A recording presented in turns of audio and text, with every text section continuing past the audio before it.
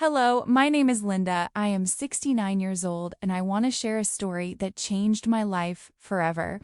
I sold my treasures, my late husband's tools, and precious pieces of my past to lend my son $8,000, trusting that a mother's love could never be betrayed. But months later, while I lay helpless in a hospital bed, he stole $11,500 worth of my farm equipment and had the audacity to lie, claiming someone else had broken in. On my birthday, he told everyone I was away visiting friends, leaving me completely alone, surrounded only by the sterile walls of my hospital room.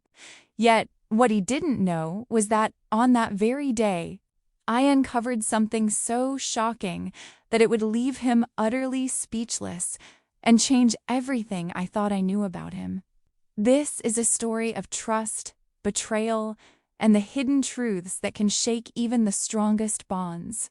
It's about how a mother discovers the courage she never knew she had, and the lengths she must go to protect herself and her life's work. But before we continue, take a moment to subscribe to the channel and write in the comments where you are watching from.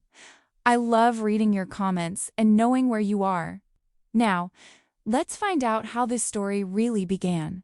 I never imagined that a mother's love could feel like a fragile glass ornament, beautiful and enduring, yet capable of shattering with the slightest careless touch. The morning I sold my late husband's tools and some of the treasures we had collected over decades felt like the first crack in that fragile vessel. I had always believed that Marcus, my only son, would never betray me. After all, I had given him everything: my heart, my guidance, my trust. $8,000 was not just a sum of money, it was a part of my life, a piece of our family's legacy, and I handed it to him without hesitation, believing in the goodness that I had always seen in him. The hospital room smelled faintly of antiseptic, mixed with the stale comfort of old linoleum floors. I had slipped on the icy driveway just a few weeks ago.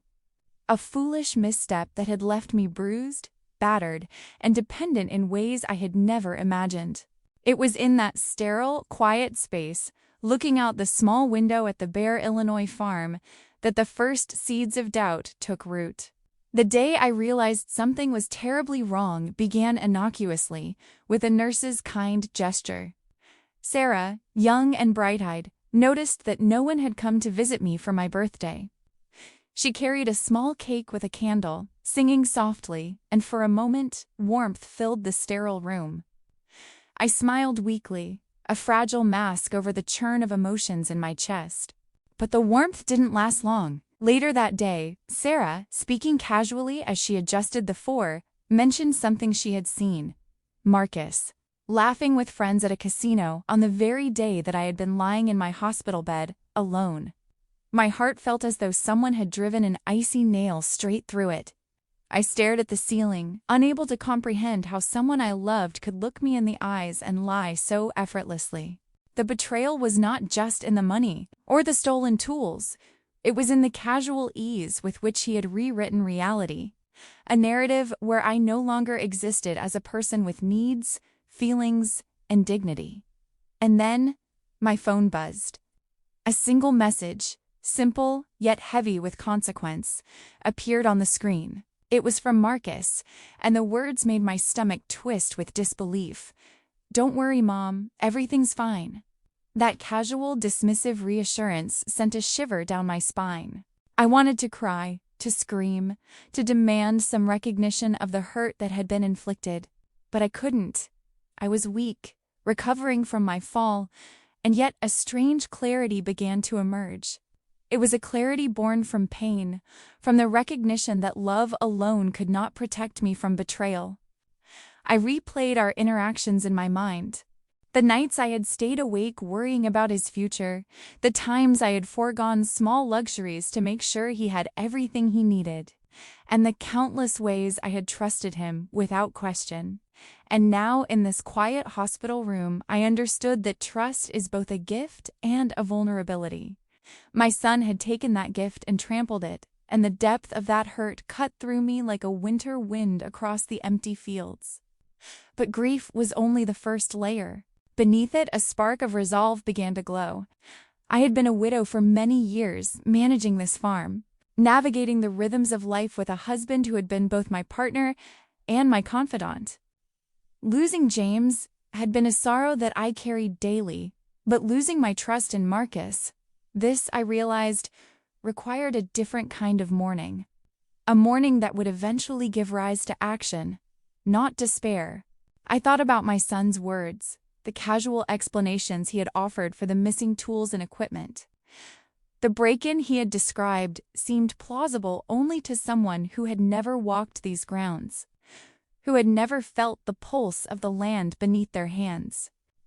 He had looked at me and lied, a calculated, cold deception that made my chest tighten every time I recalled it.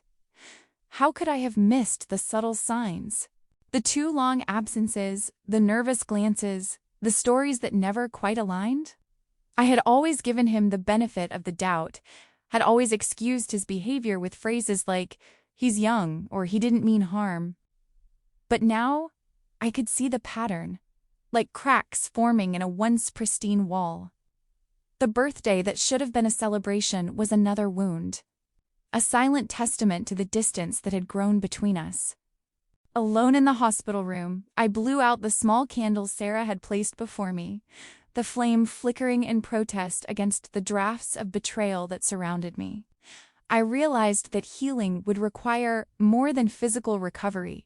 It would require emotional vigilance, a careful unpeeling of layers to reveal the truth hidden beneath the easy smiles and convincing lies of the son I thought I knew. And in that moment, as the hospital lights dimmed for the night, I felt a strange mix of sorrow and awakening. Sorrow for the child I had raised, now revealed as a stranger.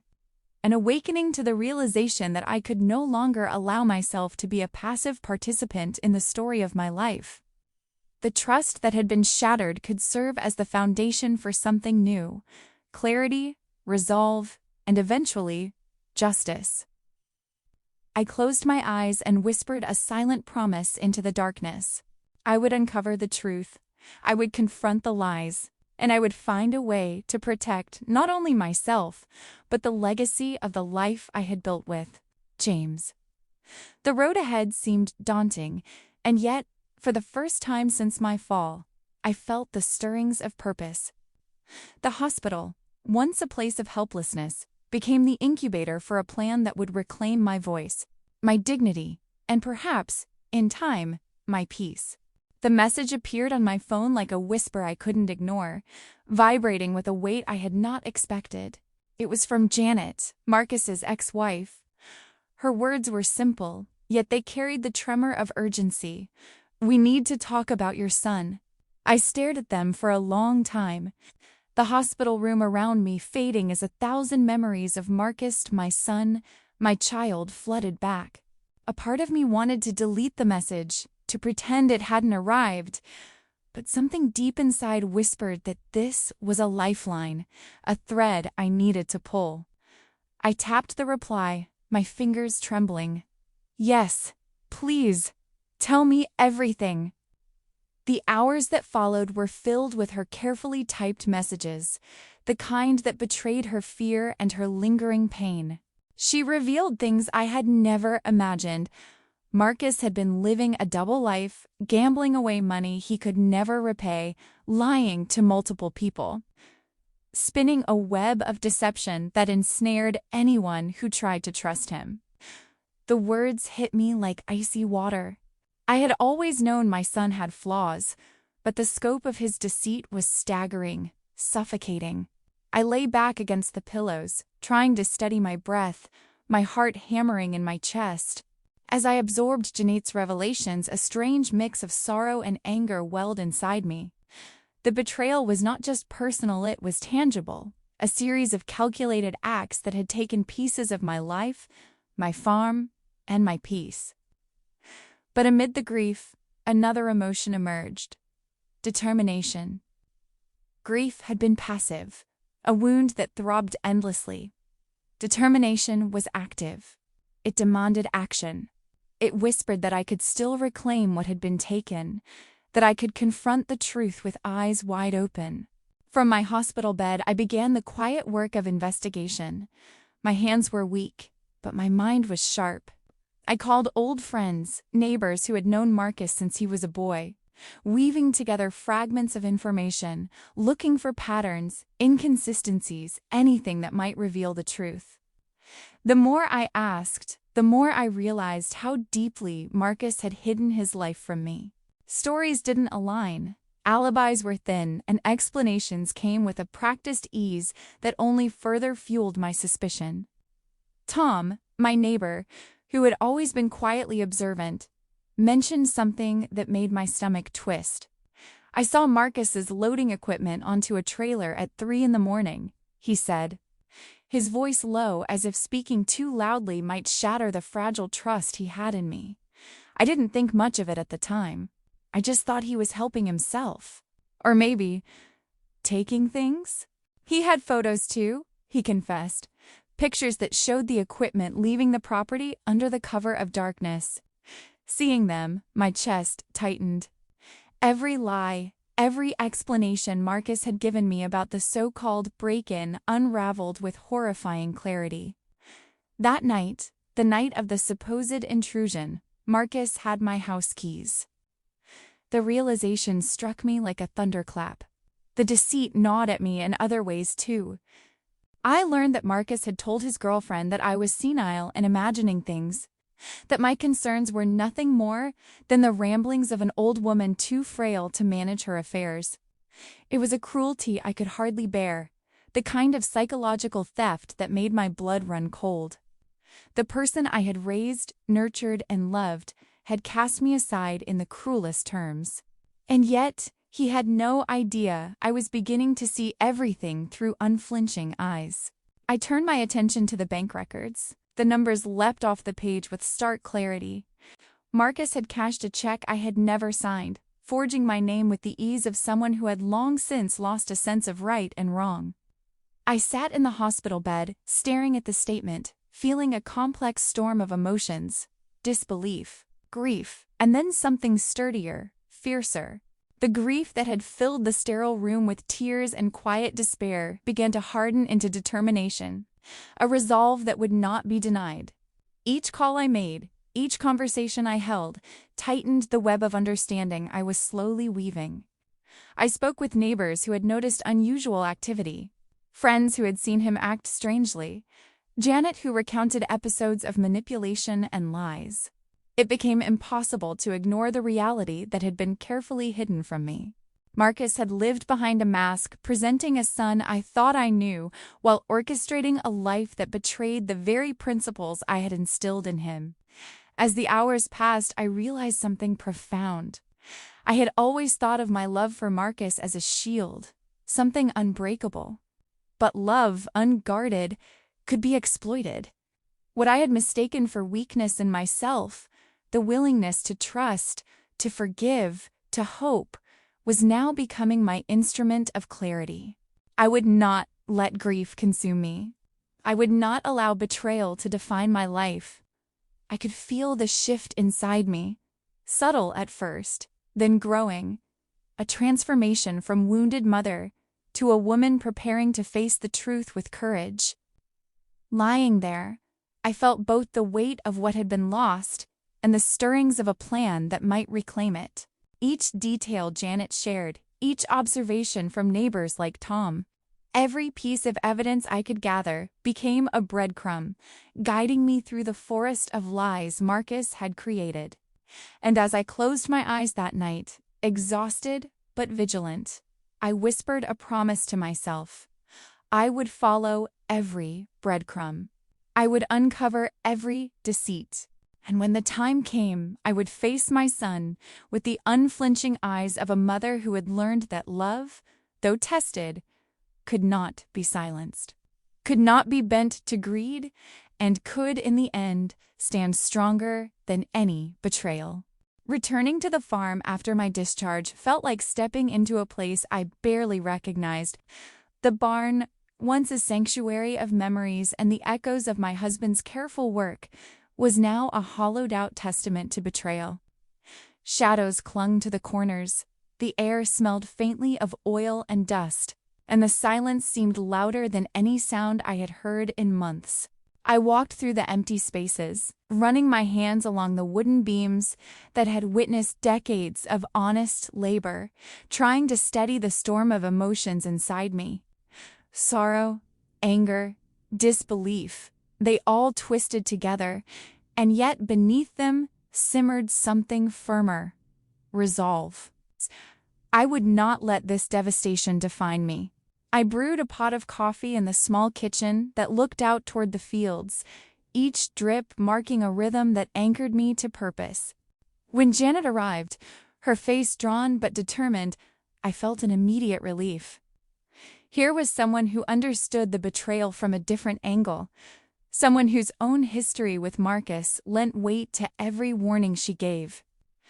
Tom followed shortly after, a steady presence, camera and phone in hand, ready to help in ways that words alone could not. We sat together, the aroma of coffee mingling with the faint scent of straw and oil from the barn. And Janet spoke first, her voice low but urgent. "Linda, you need to know, Marcus owes $34,000. Dangerous people, people who don't forgive easily." Her eyes darted around, as though expecting him to appear in the doorway at any moment, and I felt the chill of reality settle deeper into my chest. $34,000. My son had walked this line between my trust and recklessness, and now it had carried him into peril that reached far beyond the confines of our small farm. Tom nodded, adding his piece with a quiet gravity. "He tried to sell me your tractor last week. He said it was for you, moving to a home. Said you didn't need it anymore." His words, simple yet piercing, made my hands clench around the mug I was holding. The tractor was one of James's favorites, a legacy of work and care. The thought of Marcus reducing it to a pawn in his schemes made my stomach turn. The phone rang, and it was Dorothy, my sister. Her voice, usually warm and teasing, trembled slightly. "Linda, he called me today. Asked for $15,000, said it was for your surgery. Can you believe that?" I closed my eyes for a moment, letting the weight of the interconnected lies settle. He had tried to manipulate everyone who cared for me, spinning stories to extract money and maintain control. But now, with Janet and Tom by my side, the pattern emerged with a clarity that was both horrifying and empowering. We sat together in the kitchen, mapping out a plan over sips of cooling coffee. Gather evidence first, confront him later. Not with shouting, not with uncontrolled anger, but with facts, with proof, with the full weight of truth. The betrayal had been intimate, personal, but the response would be measured, deliberate. I felt my chest expand with a mixture of fear and courage. This was no longer a time for passive grief. This was a time for action, for reclaiming the dignity that had been stolen. Later, I decided to visit Marcus unannounced. I wanted to see his reaction without warning, to measure his guilt and watch for the cracks that always betray liars. As I stepped into his home, I found him tense, glancing toward the door with a nervous energy that made my pulse quicken. "Mom," he said, forcing a smile, "you look tired. Are you sure you're remembering things right?" His tone was laced with condescension, a subtle attempt to make me doubt myself, to destabilize me. I swallowed the anger that surged like a storm and smiled back, carefully masking the determination burning inside me. I don't know," I said softly, letting the uncertainty play across my face, while a small recorder hidden in my hand captured every word. We moved through the rooms, Marcus offering excuses, small talk, laughter that rang false. Every gesture, every hurried glance toward the windows, every overly cheerful comment, each one was a breadcrumb. I let him lead the conversation, letting him believe he controlled the narrative, while I collected the pieces that would one day form the undeniable truth. The fragility I feigned gave me power. The apparent confusion masked a mind sharpened by months of careful observation. At last, I stepped out to his truck, a simple metal shell that carried the evidence of his duplicity.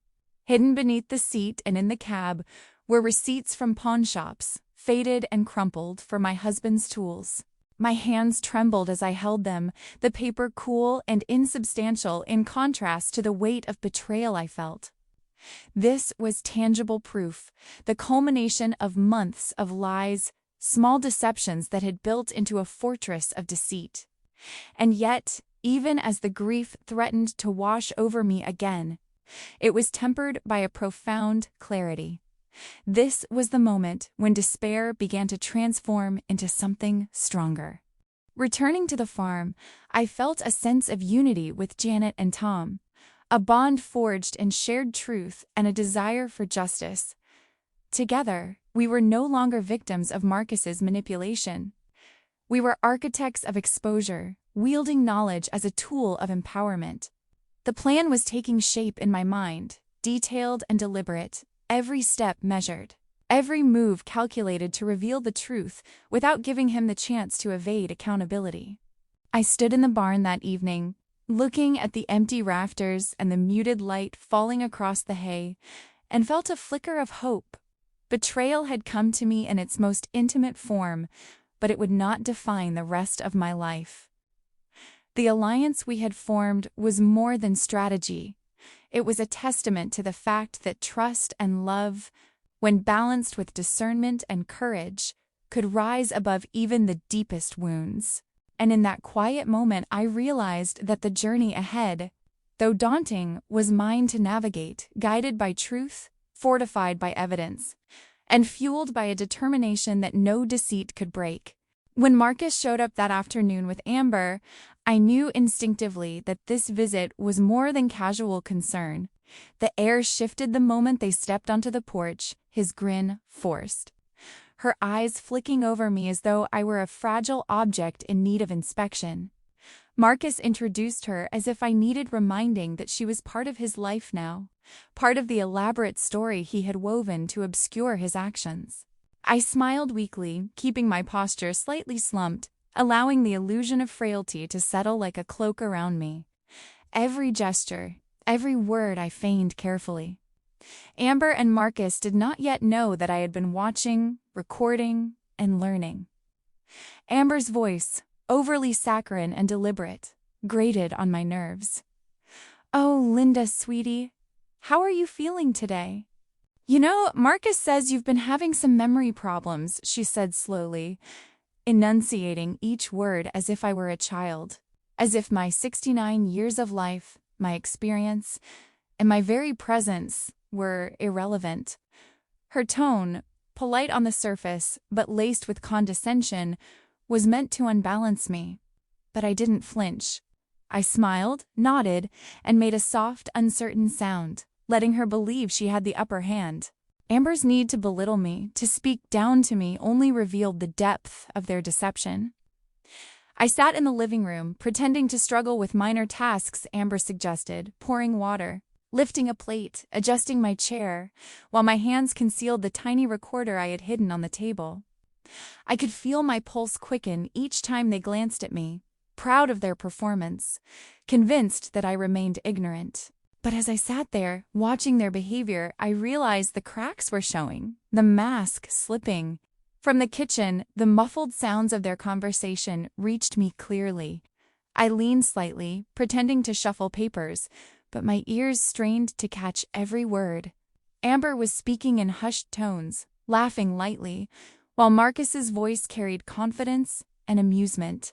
"Once we get power of attorney, the farm is ours," Amber said, and my stomach tightened as the reality hit me in its raw, unforgiving truth.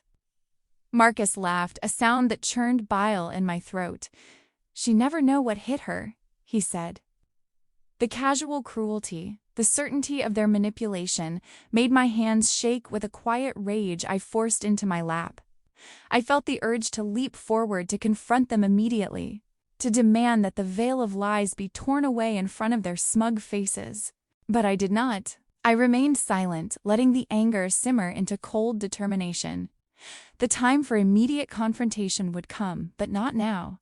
Now was the moment to gather, to observe, to let their arrogance furnish me with the proof I needed.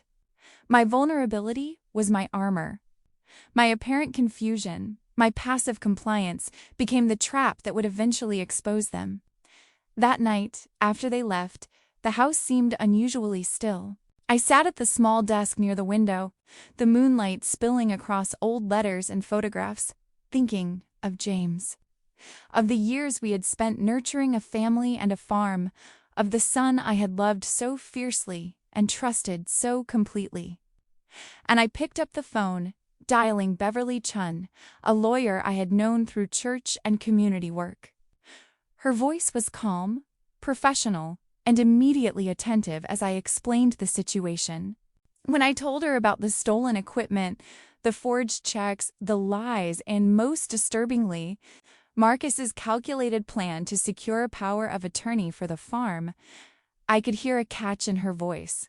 "Linda, this is elder abuse. This is fraud. It's shocking," she said, the weight of the words confirming the reality I had suspected but dreaded. Her pause, filled with the kind of horror that only comes from recognizing a pattern of exploitation, struck me to the core. Yet, amid the unease, I felt a surge of vindication. I was not imagining things. I was not losing my mind. The truth was undeniable, and now I had someone formidable to help wield it. I asked Beverly to prepare something special, a plan that would expose Marcus and Amber publicly, carefully, in a way that could not be denied or dismissed. We spoke late into the night, plotting steps that balanced legal precision with the emotional impact necessary to ensure that their duplicity would be revealed for all to see. Each detail mattered: the recordings I had, the evidence of stolen items, the lies whispered behind my back. Every element had to align perfectly to achieve the reckoning I knew was coming.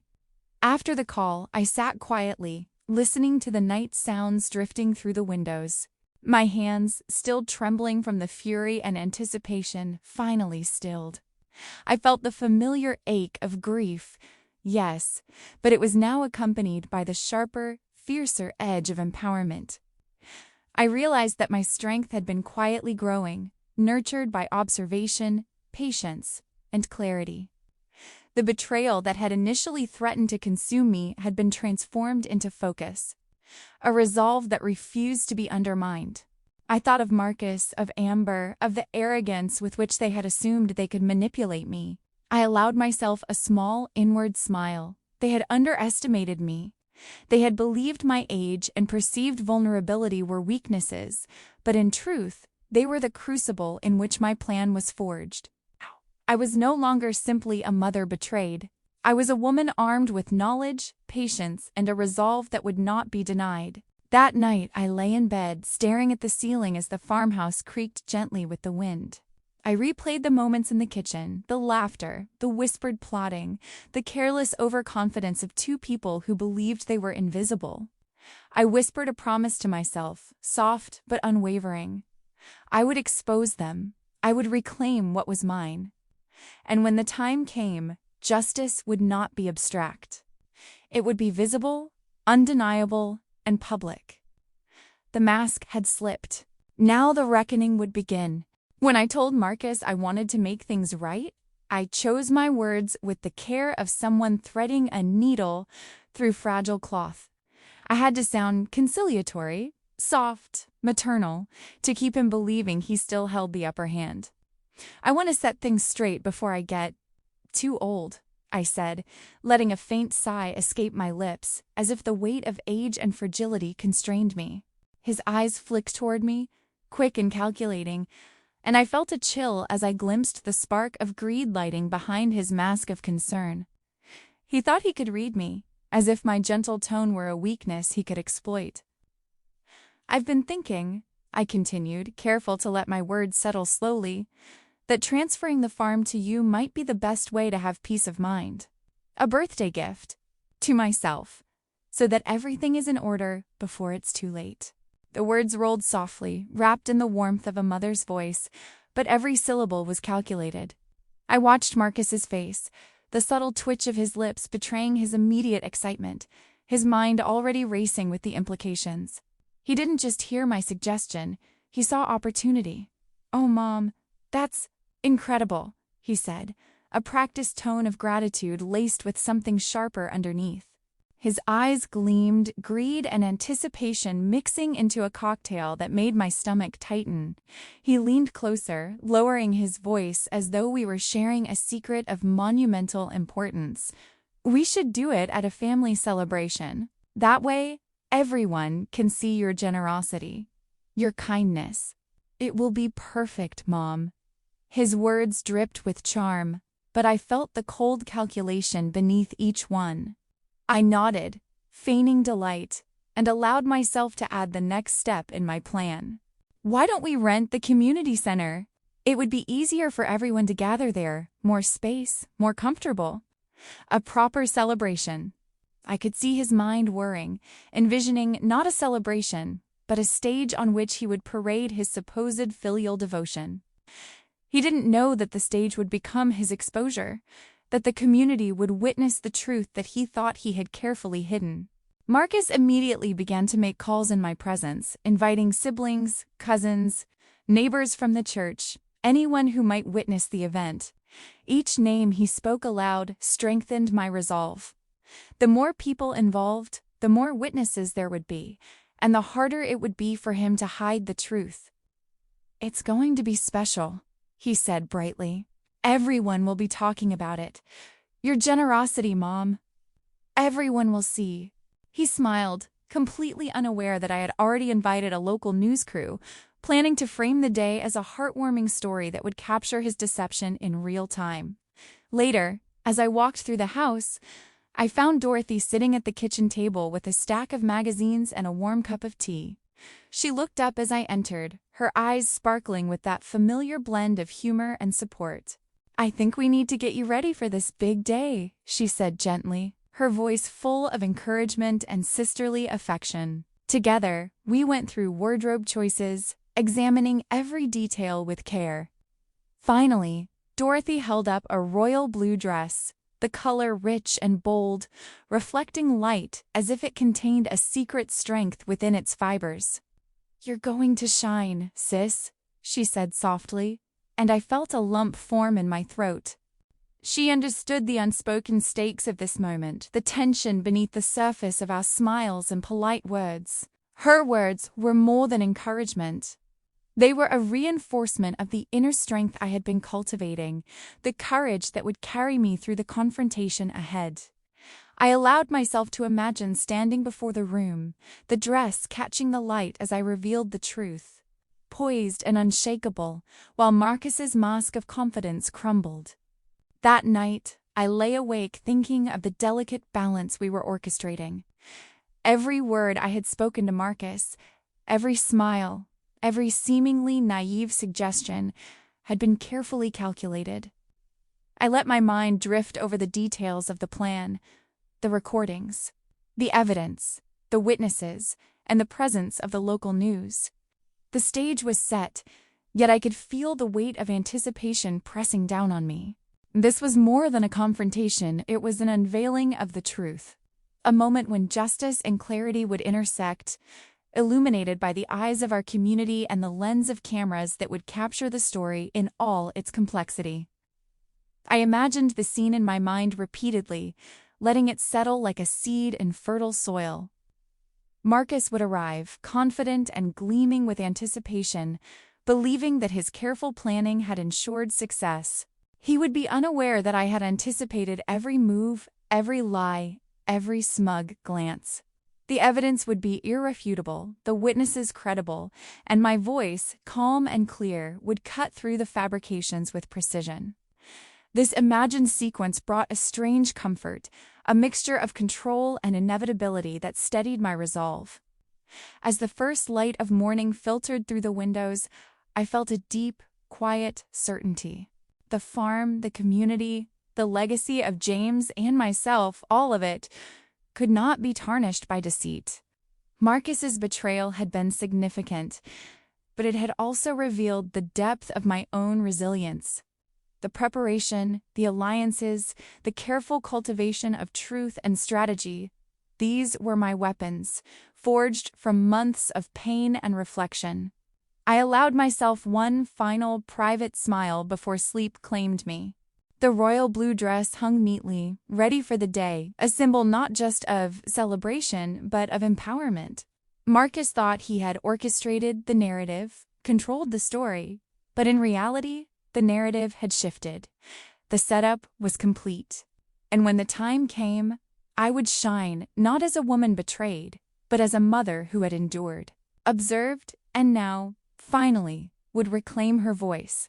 The day before the event, the air felt thick with anticipation, a kind of tension that pressed against my chest and made every movement deliberate.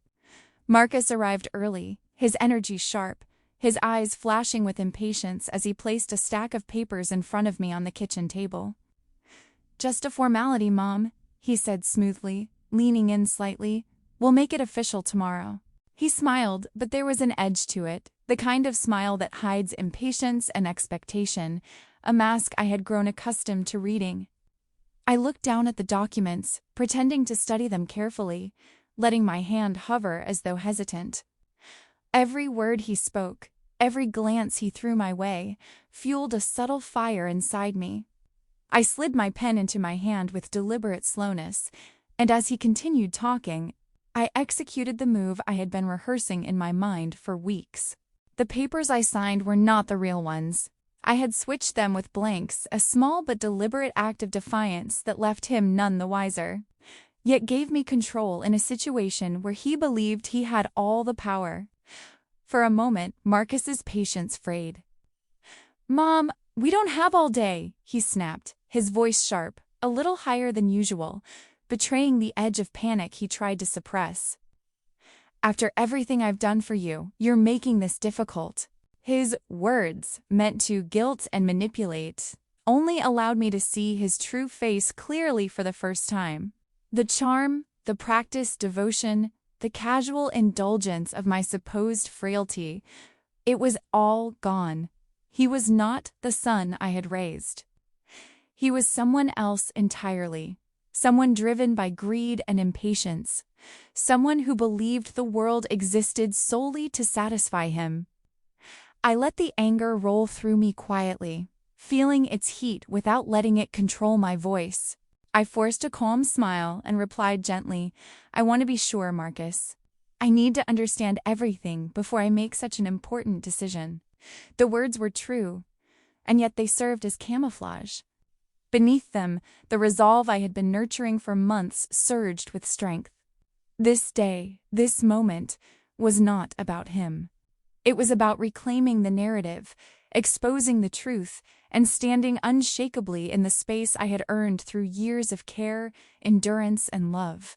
Later, I found myself at James's grave, the cool autumn breeze brushing my face, the scent of earth and fallen leaves grounding me. I knelt beside the stone, brushing my hands over the engraved letters, feeling the familiar comfort of his presence. "James," I whispered, my voice low but steady, "give me strength tomorrow. Help me to speak clearly, to stand firm, to show the truth without fear." The wind seemed to answer, rustling the trees as if carrying my plea upward, and I felt a wave of clarity settle over me. It was as though the past, the grief, the betrayal, and the love all converged in that moment, fortifying me with the courage I would need. Beverly called later that afternoon. Her voice, calm but firm, reassured me. "Everything is ready, Linda. The evidence, the witnesses, the recordings. The truth will speak for itself." "You've done everything right." Hearing her confidence in my planning, her affirmation that the meticulous work we had done would not fail me, brought a quiet joy that settled into my bones. For the first time in months, I allowed myself to breathe deeply, to feel the weight of preparation transform into readiness. I spent the evening rehearsing my speech in front of the mirror. I spoke slowly, carefully, feeling the rhythm of the words as they moved from my mind to my lips. Each phrase carried years of emotion, layers of grief and love, disappointment and hope, distilled into clarity. My eyes met my own reflection, steady and unflinching, and I saw the transformation that had occurred over these months. A woman no longer simply hurt, but fully awake, fully present, and fully prepared. As I practiced, I thought about the countless times I had made excuses for Marcus, dismissed small red flags, or rationalized behavior I now recognized as manipulation. Each memory, once a source of guilt and sorrow, became a building block for understanding and resolve. I felt compassion for myself, yes, for allowing trust to be exploited. But I also felt pride for the clarity I had gained and the strength I had cultivated. The mother who had been wounded was now a woman ready to reclaim her life and her dignity. When I finally laid down that night, the house quiet except for the faint creak of settling wood and the distant hum of the fields, I slept deeply for the first time in months. The sleep was not oblivion. It was restoration, a quiet acknowledgement of the storms I had weathered and the calm I had earned. My body and mind rested, fortified by purpose and determination, ready for the confrontation to come. I felt the warmth of resolve, the weight of preparation, and the quiet assurance that tomorrow would not be about fear or manipulation. It would be about truth, justice, and the courage to reclaim what had been taken. In that darkness, I whispered one last promise to myself. I would face Marcus fully, unflinchingly. I would speak with clarity and calm authority. And I would let the world witness the strength of a mother who had loved deeply, suffered profoundly, and refused to allow betrayal to define the rest of her life. The community center buzzed with quiet anticipation, the hum of conversation and clinking coffee cups blending with the soft rustle of dresses, and the occasional laugh from friends and neighbors. I stood near the back, letting the energy of the room wash over me, feeling a strange mix of anxiety and exhilaration. Over 80 people had gathered: family, cousins, church friends, neighbors I had known for decades. Each face reflected goodwill, curiosity, and trust, unaware that the day would become far more than a simple celebration. My blue dress felt like armor, its deep, vibrant color a shield of confidence, and my hair, carefully styled, framed my face so that my eyes, steady and alert, would convey every ounce of the truth I had been holding inside for months. Marcus moved through the crowd with effortless charm, playing the devoted son with ease. He hugged me for photos, his arms slung around my shoulders, smiling widely as cameras flashed. I allowed the contact, leaning into the act of maternal warmth while secretly counting the moments until the performance would turn. I could feel the tension beneath his practiced demeanor.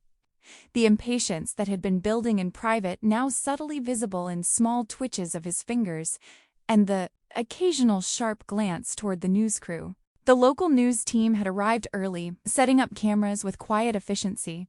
They believed they were covering a heartwarming story, a tribute to a mother's generosity and family loyalty. Little did they know that the cameras would witness far more than staged smiles and polite applause. They would capture the unraveling of deception, the unveiling of truth. I caught sight of Beverly in the corner, her eyes bright with reassurance and a subtle signal of readiness. The legal evidence, the recordings, the documentation, all were in place. The stage was prepared and I was ready to step onto it. Marcus took the microphone first, his voice projecting easily to every corner of the room. "Today, my mother is generously transferring her farm to me," he announced, a calculated warmth in his tone, a smile fixed in place. The room responded with polite applause, a few cheers, and approving murmurs. I allowed the moment to stretch, letting him believe he controlled the narrative, basking in the temporary glow of perceived triumph. I could see the smugness in his eyes, the certainty that he had successfully navigated yet another manipulation. But I had rehearsed this countless times in front of the mirror, and every step I had taken had led to this moment. I stood slowly, letting the room register my movement, feeling the weight of every eye upon me. I stepped toward the microphone and gently took it from Marcus's hands. The shift was subtle, a passing of power that the audience may not have immediately noticed. But to Marcus, it was a jarring signal, a crack in the armor of his confident performance.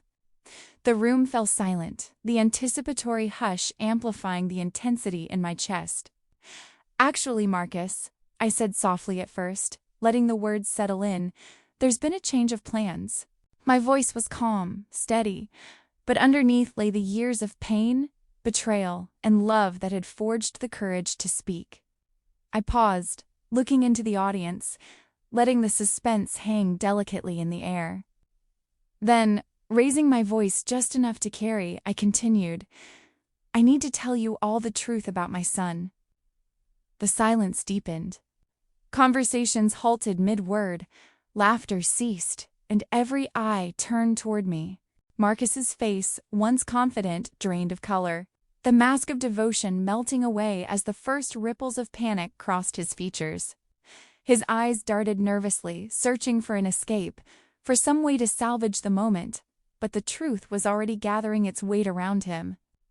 The room, once warm with anticipation of a simple celebration, now held the concentrated attention of witnesses to a revelation that none could ignore. I took a breath, feeling the collected energy of months of planning and observation focus through me. Every recording, every photograph, every carefully documented act of deceit was ready to support the words I would speak. But for now, the moment of recognition, of audience connection, was enough. I could feel Beverly's reassuring presence, her quiet nod signaling that the legal pieces were in place, that the truth would not falter. Marcus shifted uncomfortably, adjusting his posture, attempting to regain control. But the weight of exposure had begun its work. I could see the small beads of sweat forming at his temples, the subtle trembling in his hands, the faint quiver in his lower lip. It was the exact reaction I had anticipated, the fissure that grows in those who believe they are untouchable, only to discover that their carefully constructed world is crumbling. I glanced around the room, meeting familiar faces, friends and neighbors who had known both Marcus and me for decades. Some looked puzzled, some concerned, but all were focused on the unfolding scene. I felt the warmth of connection and support radiating from them, a reinforcement of the truth I was about to speak. Every heartbeat in the room seemed to echo mine, a collective anticipation that steadied my voice and clarified my purpose. For the first time in months, I felt the culmination of grief, betrayal, observation, and preparation converge into a singular moment of empowerment. Marcus's smirk, once so assured, had vanished entirely, replaced by a dawning horror he could not disguise. And I, standing there in the royal blue dress, hair perfectly styled, voice steady, and eyes clear, felt an unexpected surge of serenity amidst the tension. The performance was not just about confronting Marcus, it was about reclaiming my voice, asserting the strength I had rediscovered, and illuminating the truth for everyone to see. As I began to speak, carefully and deliberately, I realized that this moment was about more than the farm, more than deception. It was about the triumph of courage over betrayal, clarity over manipulation, and love tempered by wisdom. And in that silence, as Marcus's face continued to pale, I understood the depth of what had brought me here. Years of devotion, heartbreak, resilience, and the unwavering belief that truth, when wielded with care and conviction, could shine brighter than any falsehood. I took a deep breath and allowed the silence to settle over the room. Every eye was fixed on me, the expectant murmur of the crowd fading into a heavy hush. Marcus's face, once carefully composed, was taut with tension, his jaw clenched as if he could force the world into believing his lies by sheer will. I felt the familiar tremor of fear and grief ripple through my chest, but I had learned to harness it. This was no longer about anger or sorrow.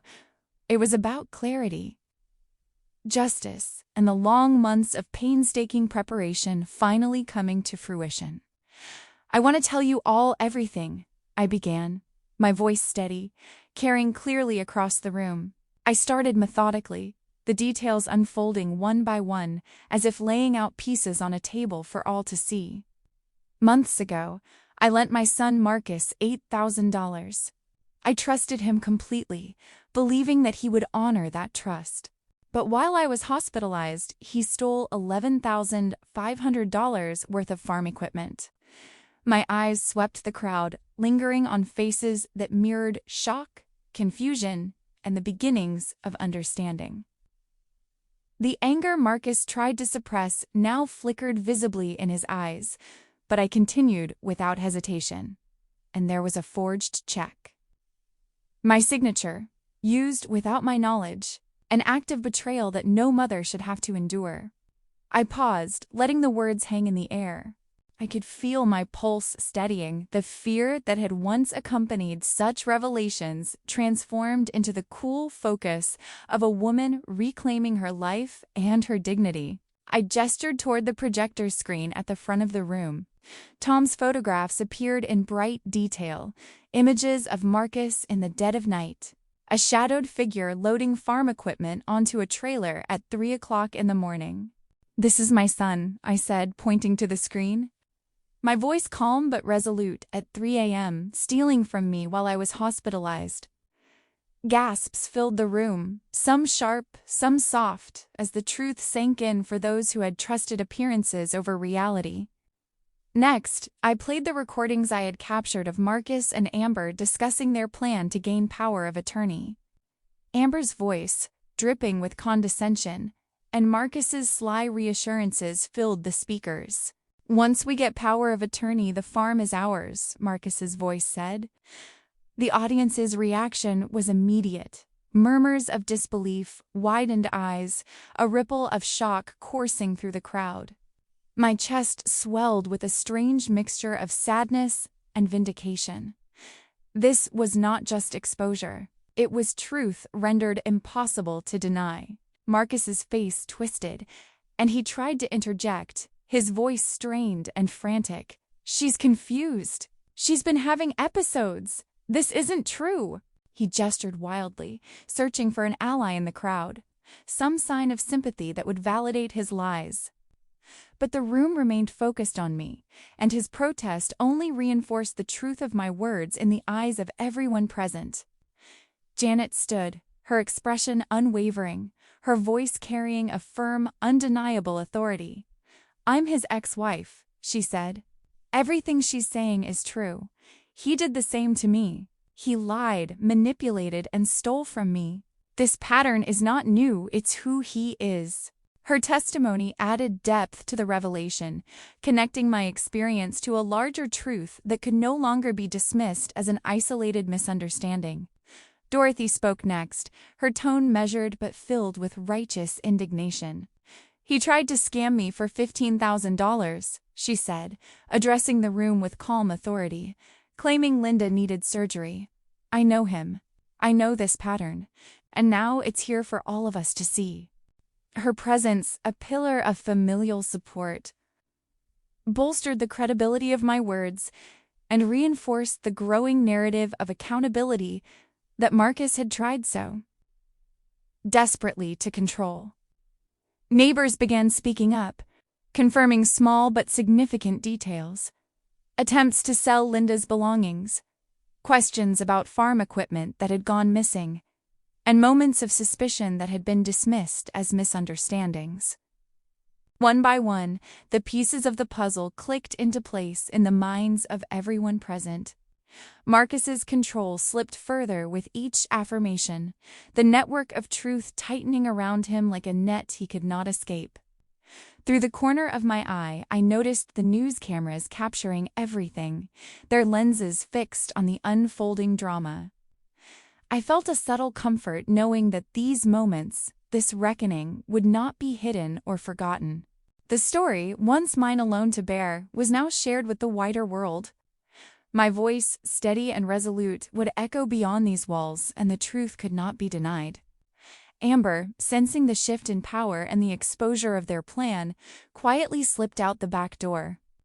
Her absence was unnoticed by Marcus at first, but soon he realized that the allies he had counted on were gone. His world, carefully constructed with manipulation and deception, began to crumble visibly in front of everyone. I continued, my voice calm, deliberate, and clear. Each revelation was precise, grounded in evidence, and supported by witnesses. The energy in the room shifted from polite curiosity to empathetic recognition, the people around me absorbing not just the facts, but the emotional weight of betrayal and endurance. I saw nods of understanding, faces reflecting sorrow for the injustice I had suffered, and, unexpectedly, admiration for the strength I had shown in the months leading to this moment. Marcus slumped slightly, his usual arrogance stripped away, replaced by a flicker of panic and disbelief. I could see that the facade he had worn for years, charming son, dutiful child, loving family member, had dissolved under the light of truth. And I realized that the act of speaking, of revealing, was more than vindication. It was a release, a catharsis I had earned, a reclamation of my own voice and authority. As I looked out over the crowd, taking in the faces of those who had stood by me, supported me, and witnessed this long overdue revelation, I felt an unexpected peace settle over me. Marcus's lies no longer held sway. The deceit, the theft, the manipulation, all had been laid bare, and for the first time since this journey began, I felt the burden of betrayal transform into something far more powerful: clarity, justice, and the quiet, enduring strength of a mother who refused to be broken. The room was still heavy with the echo of revelations, the weight of truth settling like a tangible presence over everyone gathered. I could feel the eyes of the crowd upon me, a mixture of shock, empathy, and something deeper relief that deceit had finally been exposed. I was still holding the microphone when I noticed the subtle movement near the back of the room. The two men I had discreetly invited, the police officers, stood and stepped forward, their posture calm but authoritative. The tension in the room shifted immediately. Marcus, who had been frozen in disbelief moments before, now realized the magnitude of what he had set in motion. His lips parted, searching for a plausible explanation, but words failed him. The officers advanced steadily, their presence a silent warning. Beverly moved beside me, a reassuring hand lightly brushing mine. She held a thick folder of evidence, documentation of elder abuse, theft, and fraud that she had meticulously gathered. "Linda," she whispered softly, "this is everything. They'll take it from here. You've done perfectly." I gave her a small, grateful smile, the connection between us a steady anchor amid the storm. One of the officers addressed Marcus directly, his voice firm yet measured. "Marcus Hayes, you are under arrest for theft, elder abuse, and fraud. You have the right to remain silent." The words, practiced and inevitable, echoed through the room like the final note of a symphony. Marcus's face drained of all color, his eyes wide, disbelief mingling with fear. He tried to bluster, to conjure charm, to conjure excuses, but the room and the law both bore witness. "He's lying," Marcus screamed, his voice cracking under the strain of exposure and panic. "She's cruel. She's vindictive. You don't understand." He gestured wildly at the crowd, desperate for validation, but no one moved to support him. The careful mask of filial devotion he had worn for years lay shattered at his feet. I looked him in the eye, steady and unwavering, my voice calm but carrying the weight of every month of pain, preparation, and sorrow. "I gave you every chance to do the right thing," I said, each word deliberate. "I trusted you, I believed in you, and I let you have every opportunity to be honest. You chose this path, Marcus. You made these decisions." My heart did not race, my hands did not shake. The anger that had once burned hot and wild had been refined into a calm certainty. The room seemed to exhale collectively as Marcus was led away by the officers. The whispers of shock, the soft sniffles, and the quiet gasps blended with the subtle murmur of the community rallying around me. Neighbors approached, offering hands and hugs, words of support and encouragement spilling forth in gentle waves. "If you need anything at all, we're here for you," one elderly woman said, gripping my hands warmly. Tears formed at the corners of eyes, mine included, but not for the farm, not for the stolen possessions. It was the sorrow of understanding the son I thought I had, the child I had loved unconditionally, and the realization that he had chosen another path. Sarah, the nurse who had noticed my birthday, was spent alone and who had offered me kindness when I was most vulnerable, appeared quietly at my side. She hugged me tightly, her voice soft but fervent against my ear. "I'm so proud of you, Linda. You were brave. You stayed strong. You've done what no one else could." Her words were a balm, a reminder that love and integrity were visible, tangible forces in the world, even amid betrayal. By the next day, the story had begun to ripple outward, the local news crew amplifying the event. Headlines like "69-year-old widow outsmarts con artist son" spread quickly online, and messages started pouring in from people across the country. Emails, texts, social media comments all shared stories of elder abuse, betrayal, and deception, coupled with words of empathy and gratitude. Some shared experiences nearly identical to mine, tales of children who had betrayed trust and the courage it took to confront them. The weight of shared humanity struck me profoundly, a realization that my struggle, though deeply personal, was far from isolated. As I read through some of the messages, tears blurred my vision, not of loss, but of recognition. I thought of every time I had doubted my instincts, every pang of guilt for not noticing sooner, every sleepless night spent worrying. And yet, those same experiences had forged the resilience that had brought me here, to this moment of truth, validation, and shared understanding. That evening, after the last guest had left, the news vans had departed, and the sun dipped below the horizon, casting a warm, forgiving glow over the farm, I sat alone in the quiet of the living room. I allowed myself to cry, softly at first, then more fully, but not for the things that had been stolen or the lies that had been told. I cried for the son I had thought I knew, the child I had raised with love and hope, and the dreams I had carried for him. Those tears were the release of grief, of hope betrayed, and of the realization that even in sorrow, I had found the strength to act, to stand firm, and to reclaim my life. And in that quiet moment, amidst the residual ache of heartbreak and the nascent sense of triumph, I understood something vital. Love, even when it is betrayed, does not weaken a person. It can coexist with discernment, courage, and action. I had suffered, yes, but I had also endured, observed, and ultimately acted with clarity and justice.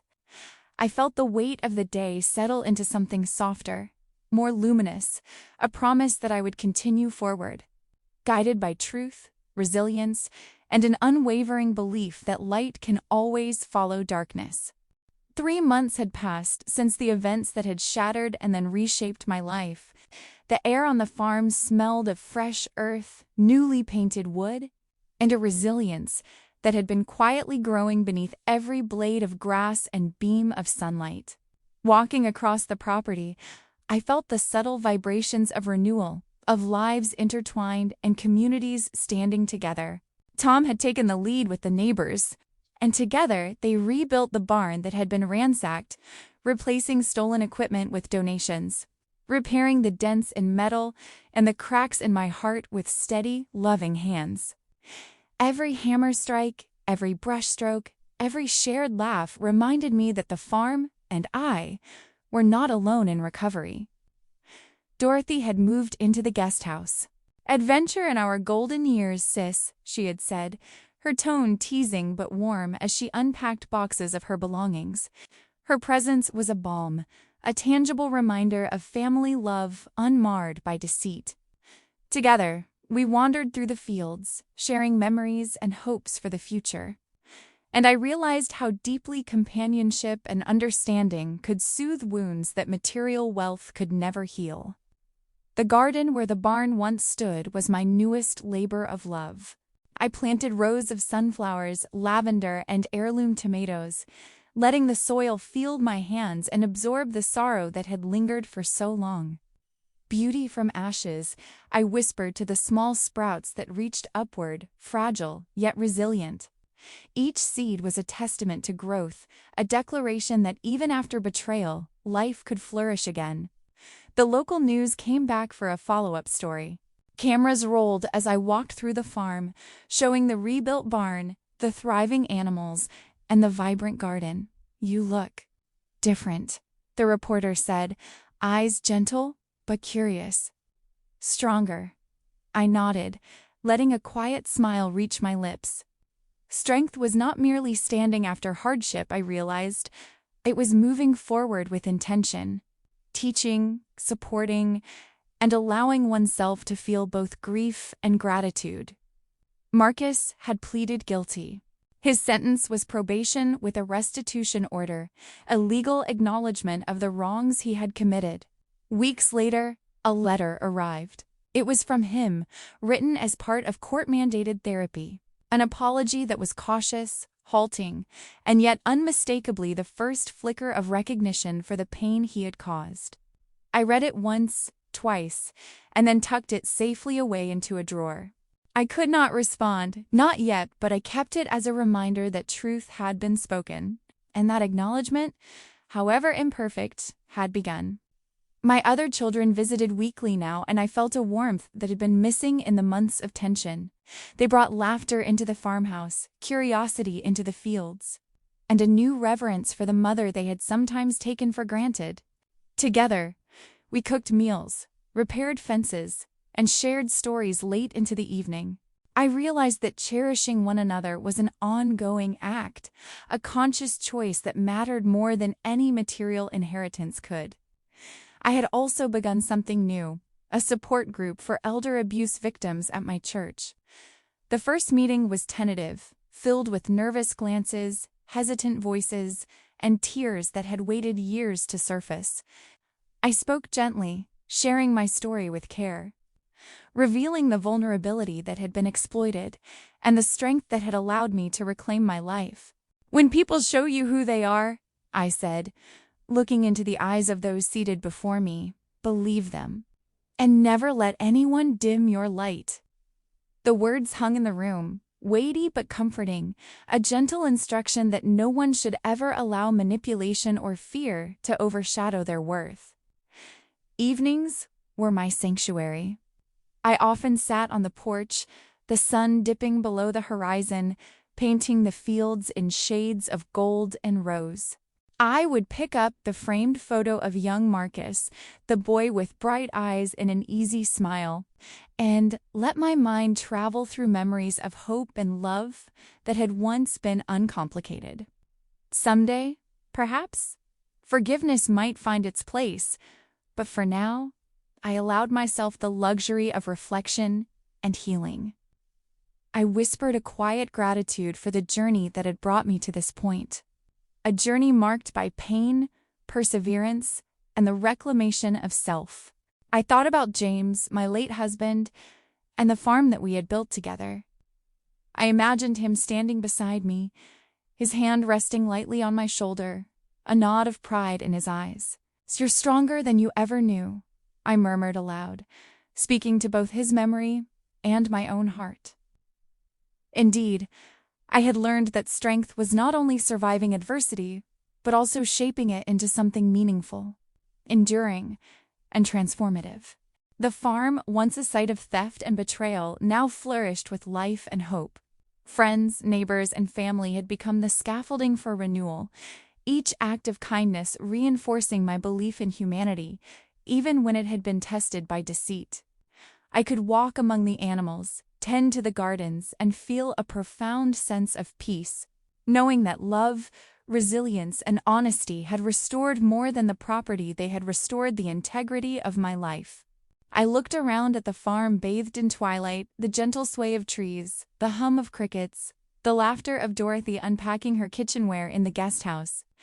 I realized that though pain had come and gone, the lessons it imparted were permanent. Courage, discernment, and the ability to stand firmly in one's truth were gifts I now carried with me. Gifts I would pass on to others. The cycle of betrayal had ended, but the cycle of growth, care, and renewed trust had only begun. And as I prepared for another meeting of my support group, I felt a quiet, steady certainty. Life would continue, filled with challenges, joys, and opportunities to shine. I would face it with strength and grace, a mother, a widow, a woman who had reclaimed her voice and her life. And I knew that anyone listening, watching, or learning from this story could take with them the same lesson. Resilience is born from love, honesty, and the courage to stand firm, no matter how dark the path has been. If you've been inspired by this journey of strength and courage, don't forget to subscribe to the channel for more stories of hope, empowerment, and the triumph of the human spirit.